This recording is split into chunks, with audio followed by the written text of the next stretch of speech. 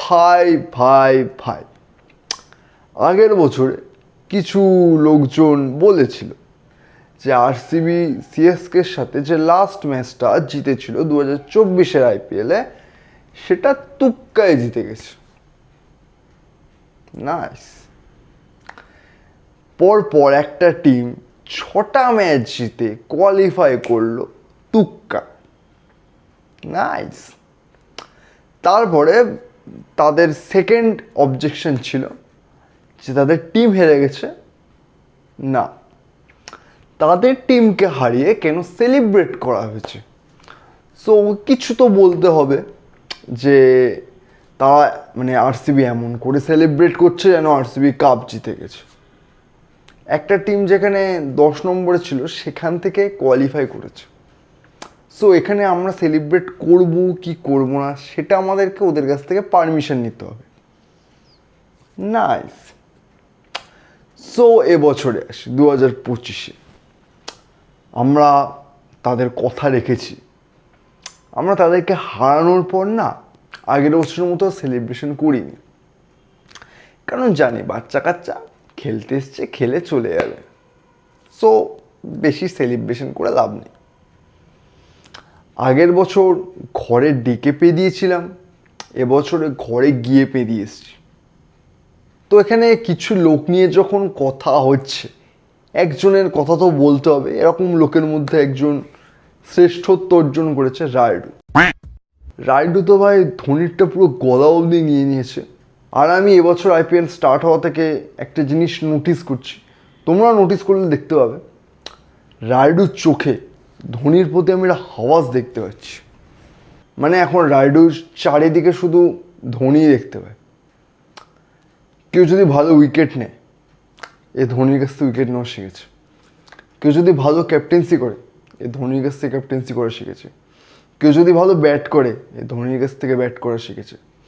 সবাই ধোনির কাছ থেকে শিখেছে, বাকিরা তো কেউ মানে কিছু পারেই না। ভগবান ওয়ান অ্যান্ড অনলি একজনকে বানিয়েছিল ক্রিকেট শেখানোর জন্য সবাইকে। সো একেবারে সে ডন ব্র্যাডম্যান থেকে শুরু করে অভিষেক শর্মা পর্যন্ত সবাইকে ধোনি ক্রিকেট শেখাচ্ছে। তুমি ওদের না জেনে থাকো, এটা তোমার ফল্ট। এগুলো জানো, তুমি এগুলো জানো না, লজ্জা হওয়া উচিত তোমার। আর আমি একটা জিনিস অবভিয়াসলি বলতে চাই, আমি মন থেকে চাই, একদম মন থেকে চাই, ধোনি আরও 5-6 বছর খেলুক। আর বাইরে যদি তোমরা না জেনে থাকো, এটা বলে রাখি, এটা 6th অ্যানিভার্সারি ধোনির লাস্ট আইপিএলের। আর আমি চাই আরও 5-6 বছর বা খেলতে থাকুক ধোনি। এই যে জেতার যে হালকা চান্স থাকে সেগুলো যে কমে যায়, এটা একটা বেশ ভালো জিনিসটা। সো ওই যে সামনেটা জেতার চান্স, সেটাও যে জানে না ধোনি আসছে, সো হয়ে গেছে। ওরা জেতার চান্স যেটুকুনি ছিল 0 হয়ে যাবে সিএসকের জন্য, ওটা একটা পজিটিভ পয়েন্ট। সো আমি চাই পার্সোনালি ধোনি আরও কিছু বছর খেলুক সিএসকের হয়ে।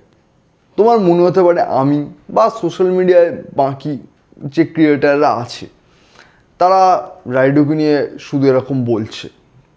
তুমি না জেনে থাকো বলি, আগের বছর যখন ফাইনাল জেতে কেকেআর, সেই টাইমে রাইডু একটা কী কমেন্ট করেছিল আমার এক্স্যাক্টলি মনে নেই, ঠিক আছে। কাইন্ড অফ এরকম একটা কমেন্ট ছিল যে তোমার যতই জিতুক সিএসকের মতো এরকম হবে না, বা ধোনির মতো কিছু একটা এরকম কমেন্টস টাইপের করেছিল, ঠিক আছে। সেখানে কেভিন পিটারসন পরিষ্কার কথা বলেছিল যে তুমি একটা জোকার, তুমি এমন কমেন্ট পাস করছো যে তুমি একটা জোকার লিটারেলি। আমি কেভিন পিটারসনের উদ্দেশ্যে একটা জিনিস করতে চাই, স্যালুট। কেভিন পিটারসনকে আমরা স্যালুট দিতে চাই। এই যে আমাদের জনতার কথা তুলে ধরা, এটা একটা সবাই পারে না এই জিনিসটা, এটা একটা কিন্তু বড় জিনিস। যাই হোক, এবারে একটু খেলা নিয়ে কিছু বলি।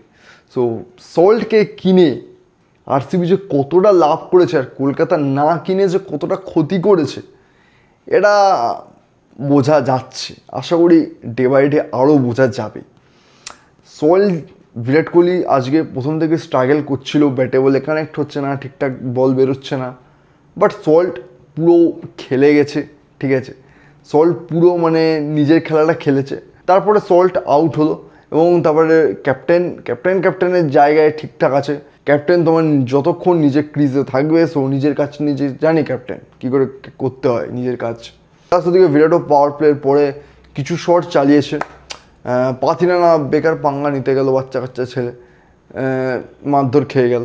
সো এরপরে তোমার বাকিরাও তোমার সবাই অল্প অল্প করে কন্ট্রিবিউশন করে ভালো একটা রেসপেক্টফুল স্কোরে নিয়ে গেছে। আগের দুদিন তোমার রাজস্থান আর হায়দ্রাবাদ যে ভুলটা করেছিল, আরসিবি সেই ভুলটা করেনি। এটাকে একটা মানে বলা যায় গেমের ম্যাচিউরিটি। মানে হ্যাঁ ভাই, বিশাল হাই স্কোরিং ম্যাচ না, সো আমাকে নর্মাল ক্রিকেটের মতো খেলতে হবে। এখানে সবাই সবার নিজের কাজটা জানে, ঠিক আছে। জিতেশ শর্মা আসলো, একটা 6 মারলো, আউট হয়ে গেল। ওদিকে লিভিংস্টোন আসলো, লিভিংস্টোনও কিছুটা খেললো। বাকি ওদিকে সবচেয়ে টার্নিং পয়েন্ট যেটা হচ্ছে আরসিবির, আমার মনে হয় লাস্ট ওভারে যে 3টে পরপর 6 মারলো হয় টিম ডেভিড, ওখানে যে 18 রানের যে বুস্টার মেরে দিয়েছিল না, ওটা একটা বড় টার্নিং পয়েন্ট ছিল আরসিবির জন্য। আর এরপরে তো বোলিং হিসেবে আগুন ঝরছে, আগুন ভাই। হ্যাজেলউড ভাই, নমস্কার ভাই, স্যালুট ভাই হ্যাজেলউডকে। ভাই আমি এতটা এক্সপেক্ট করিনি হ্যাজেলউড। আমি জানতাম হ্যাজেলউড ভালো বল করবে, বাট এতটা সরি হ্যাজেলউড, সরি। সো ওদিকে হ্যাজেলউড, ভুবনেশ্বর, ইয়াজদোয়েল, 3টে স্পেসার তো আছে, আর যেখানে মেন এখানকার স্পিনার। আর এখানে স্পিনারের পিচে আগে মানে চেন্নাইয়ের স্পিনার এখানে সবচেয়ে বড় মানে আউট অফ দ্য সিলেবাস মার খেয়ে গেছে। সেটা হলো চেন্নাই স্পিন পিচ, ওদের সব স্পিনার নূর ছাড়া কেউ কোনো এফেক্ট ফেলতে পারেনি, ঠিক আছে। স্পিন ওদিকে পাডিকাল, ওদিকে পাটিদার, দুজনে মিলে স্পিন ওদের স্পয়েল করে দিয়েছে, পার্টি স্পয়লার সিএসকের জন্য। সো তারপরে এদিকে এর স্পিন সুয়েশ শর্মাকে যেভাবে পাটিদার ইউজ করছে, ব্যাপক দারুণ ইউজ করছে। তারপর ওদিকে আজকে কুণাল পান্ডেকে বুঝেছে, কুণাল পান্ডের চেয়ে আজকে লিভিংস্টোন মানে কাজে দিচ্ছে বেটার। সো এক্ষুনি অতিরিক্ত যখন দরকার নেই, সো সাইডে রাখো, দরকার পড়লে নিয়ে আসবো। তোমার লিভিংস্টোনকে দিয়ে ওভারগুলো দারুণ বার করিয়েছে। ওদিকে 3টে স্পেসার দারুণ কাজ করেছে। আর ওদিকে মানে সিএসকের জন্য একটা প্রশ্ন আমার, এত টিম পার্সপেক্টিভেই বলছি, সিএসকে টিম পার্সপেক্টিভে, তোমরা রাহুল ত্রিপাঠীকে ওপেনে কেন পাঠাচ্ছ ওপেনে? আর গায়কোয়াড়ের মতো যে ভালো ওপেন করতে পারে সে কেন ওপেনিংয়ে যাচ্ছে না? গায়কোয়াড়ের জায়গায় রাহুলের জায়গায় গায়কোয়াড় নামালে ওদের জন্য বেটার। প্লাস স্যাম কারানকে দুবের আগে নামানো হচ্ছে। ভাই দুবে ভালো খেলে ওই পিচে, প্লাস স্পিনারের এগেনস্টে দুবে ভালো খেলে। সো দুবেকে টাইমটা তো দাও সেট হওয়ার, টাইম নেই।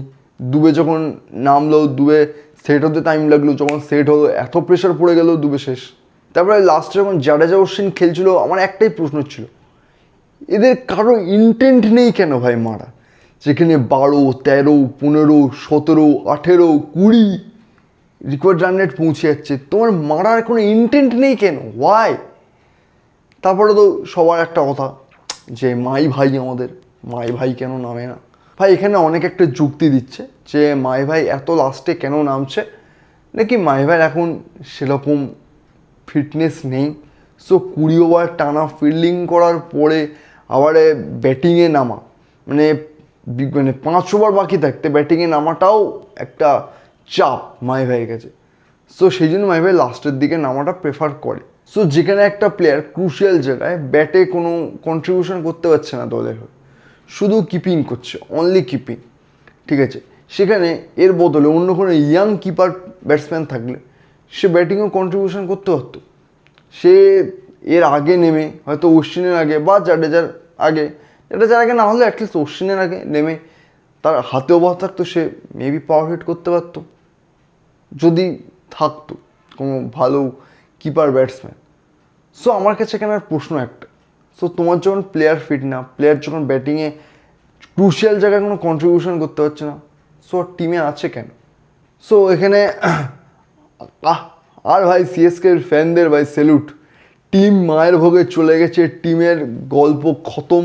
লাস্ট ওভারে মাই ভাই এসে কটা 6-4 চালালো, পাওয়া হয়ে গেছে ভাই, খুশি, আলাদা টিম হেরে গেছে।